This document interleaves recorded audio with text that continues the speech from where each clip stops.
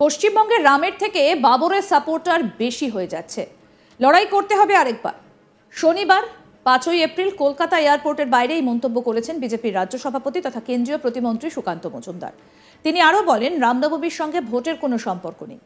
ভগবান রামচন্দ্রের জন্মতিথি হাজার হাজার বছর ধরে পালিত হয়ে আসছে, কখনো ঘরের ভেতরে, কখনো ঘরের বাইরে। হিন্দু সমাজ রামনবমীকে কেন্দ্র করে একত্রিত হয়ে রাস্তায় নামছে। এতে কার আপত্তি থাকতে পারে? ভারতবর্ষের মাটিতে রামের জন্মদিন পালন হবে না তো কার জন্মদিন পালন হবে? আসুন শোনাই বিজেপির রাজ্য সভাপতি সুকান্ত মজুমদার ঠিক কি বললেন এই বিষয় নিয়ে। শুনুন। না দেখুন, রামের সাপোর্টারের থেকে যদি বাবরের সাপোর্টার বেশি হয়ে যায় তখন এরকমই হয়। পশ্চিমবঙ্গে রামের সাপোর্টার কম হচ্ছে, বাবরের সাপোর্টার বেশি হয়ে যাচ্ছে। লড়াই করতে হবে আরেকবার। রামনবমীর সাথে ভোটের কোনো সম্পর্ক নেই।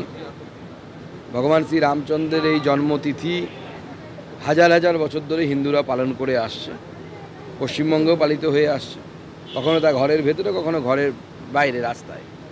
হিন্দু সমাজ রামনবমীকে কেন্দ্র করে একত্রিত হয়ে তারা রাস্তায় নামছে। এতে কার কী অসুবিধার হতে পারে, কার কী আপত্তির হতে পারে? কারোর কিছু আপত্তির নেই। ভারতবর্ষের মাটিতে রামের জন্মদিন পালন হবে না তো কার জন্মদিন পালন হবে? রামের জন্মদিনই পালন হওয়ার কথা। রামনবমীর আগে দেখা যাচ্ছে অতি সক্রিয় পুলিশ। না, সে তো পুলিশকে সক্রিয় থাকতেই হবে, তার কারণ পুলিশ চাইছে বিভিন্ন রকমের লুপহোলস বের করে, বিভিন্ন রকমের কায়দা কানুন করে যাতে রামনবমীর মিছিলগুলোকে বন্ধ করা যায়। অলরেডি একটা বন্ধ করতে চেয়েছিল হাওড়া রঞ্জনী সেনা, তবে কোর্টে গিয়ে ফিরে এসেছে। সেখানে কোর্ট বলে দিয়েছে যে না, বন্ধ করা যাবে না। রাজ্যে শিক্ষক এবং অশিক্ষক কর্মীদের 26,000 চাকরি যাওয়া প্রসঙ্গে সুকান্ত মজুমদার বলেন, যোগ্যরা আবার চাকরি পাবে। কিভাবে পাবে? তার থেকেও গুরুত্বপূর্ণ, শুধু এই 26,000 নয়, প্রায় 22-23 লক্ষ মানুষ ফর্ম ফিল আপ করেছিলেন। তাদের সঙ্গে যে চুরি বঞ্চনা হলো, এর দায়টাকে কার? কে দায়ী? সবার আগে এসে চোরটাকে ধরতে হবে, বড় চোরটাকে ধরতে হবে। শুনুন কি বললেন সুকান্ত মজুমদার এই বিষয়ে।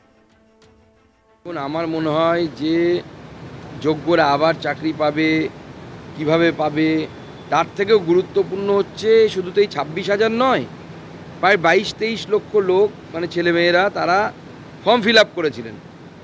তাদের সাথে যে এই চুরিচামারি হলো, এই যে বঞ্চনা হলো, এর দায়ীটা কে? সবার আগে সেই চোরটাকে ধরতে হবে, বড় চোরটাকে ধরতে হবে। তারপরে আপনি সলিউশনে আসুন। আগে চুরিটা কেন হলো, কেন চুরি করবে, এই বিষয়টা যদি আমরা সমাধান করতে না পারি তো সবার আগে চোরটাকে ধরে জেলের ভেতরে ঢোকান, তারপরে অন্য কিছু ভাবো। যোগ্য যারা, তাদের পাশে সবাই আছে, সেটা আমরা সবাই বলছি।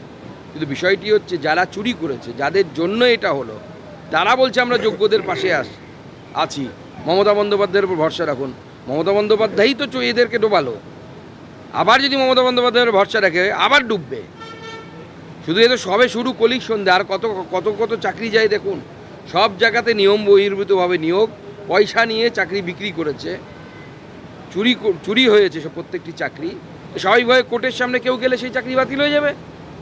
মমতা বন্দ্যোপাধ্যায়কে যতক্ষণ না পর্যন্ত এই দুর্নীতির দায়ে জেলে ঢোকাতে পারছে কোর্ট, ততক্ষণ পর্যন্ত এর সমাধান নেই। জীবনদায়ী ওষুধ নিয়ে তৃণমূলের আন্দোলনকে কটাক্ষ করেছেন সুকান্ত মজুমদার। তিনি বলেন, এই জীবনদায়ী ওষুধের দাম নিয়ে মানুষকে ভুল পথে চালিত করছে তৃণমূল।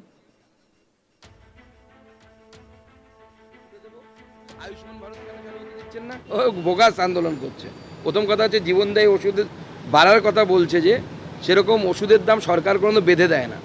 আপনাদেরকে বুঝতে হবে। এই নিয়ে আমি আলাদা করে প্রেস কনফারেন্স করে সমস্ত তথ্য আমি আপনাদের হাতে তুলে দেবো। আয়ুষ্মান ভারত কেন চালু হতে দিচ্ছেন না? ওই ওষুধগুলো তো আয়ুষ্মান ভারতে ফ্রিতে পাওয়া যায়। ওই ওষুধগুলোর মধ্যে সরকার কি করে, ঊর্ধ্বসীমা বেঁধে দেয়। সাপোজ আপনার কাছে একটা ট্যাবলেট আছে, আজকে তার ঊর্ধ্বসীমা হচ্ছে 41, এবার বেড়েছে হচ্ছে 1 পয়েন্ট সামথিং, মানে তার যদি ঊর্ধ্বসীমা 100 টাকা ছিল এতদিন, সেটা 101.74 টাকা হবে। জিএসটি লাগু হয়েছে। এবার কোম্পানি চাইলে ওটাকে 50 টাকাতেও বিক্রি করতে পারে, 98 টাকাতেও বিক্রি করতে পারে, 13 টাকাতেও বিক্রি করতে পারে। ওটা ঊর্ধ্বসীমা, ওর উপরে যাওয়া যাবে না। সেজন্য তৃণমূল মানুষকে মিসগাইড করছে। এবং প্রাইস ইন্ডেক্স অনুসারে প্রত্যেক বছর একটা নির্দিষ্ট পার্সেন্টেজে এটা করা হয়। এটা হচ্ছে ফার্মা ইন্ডাস্ট্রির জন্য। ফার্মা ইন্ডাস্ট্রি পশ্চিমবঙ্গ থেকে নেই, ফার্মা ইন্ডাস্ট্রিকে ভাগিয়ে দিয়েছে মমতা বন্দ্যোপাধ্যায়। কোনো ফার্মা ইন্ডাস্ট্রি পশ্চিমবঙ্গে নেই।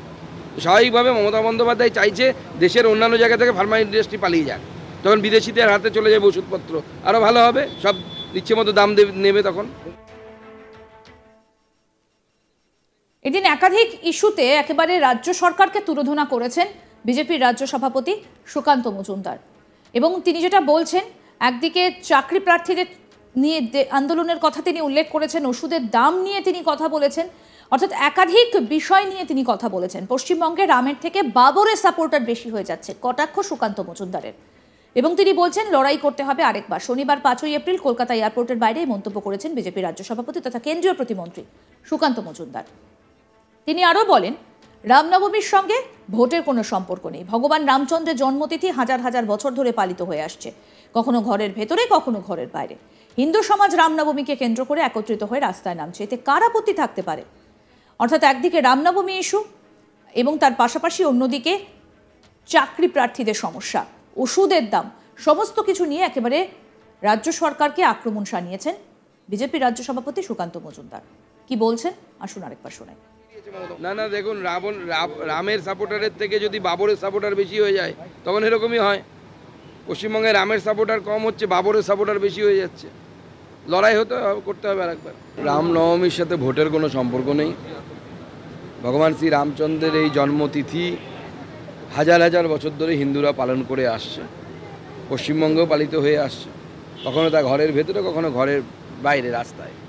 এখন আমার মনে হয় যে যোগ্যরা আবার চাকরি পাবে, কিভাবে পাবে, তার থেকেও গুরুত্বপূর্ণ হচ্ছে শুধু তো এই 26,000 নয়, প্রায় 22-23 লক্ষ লোক, মানে ছেলেমেয়েরা, তারা ফর্ম ফিল আপ করেছিলেন। তাদের সাথে যে এই চুরিচামারি হলো, এই যে বঞ্চনা হলো, এর দায়ীটা কে?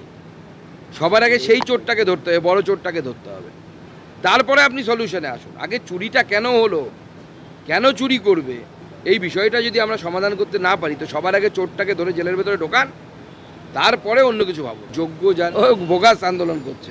প্রথম কথা হচ্ছে জীবনদায়ী ওষুধের বাড়ার কথা বলছে, যে সেরকম ওষুধের দাম সরকার কোনো বেঁধে দেয় না। আপনাদেরকে বুঝতে হবে, এই নিয়ে আমি আলাদা করে প্রেস কনফারেন্স করে সমস্ত তথ্য আমি আপনাদের হাতে তুলে দেবো। আয়ুষ্মান ভারত কেন চালু হতে দিচ্ছেন না? ওই ওষুধগুলো তো আয়ুষ্মান ভারতে ফ্রিতে পাওয়া যায়। ওই ওষুধগুলোর মধ্যে সরকার কি করে, ঊর্ধ্বসীমা বেঁধে দেয়।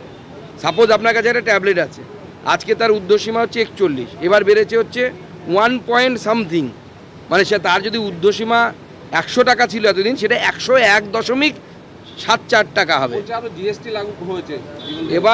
এবার কোম্পানি চাইলে ওটাকে 50 টাকাতেও বিক্রি করতে পারে, 98 টাকাতেও বিক্রি করতে পারে, 13 টাকাতেও বিক্রি করতে পারে। আরও আপডেট পেতে দেখতে থাকুন আজ তাক বাংলা। সাবস্ক্রাইব করুন, নোটিফিকেশন পেতে বেল বাটন অপশন প্রেস করুন, হোয়াটসঅ্যাপেও ফলো করুন আজ তাক বাংলা।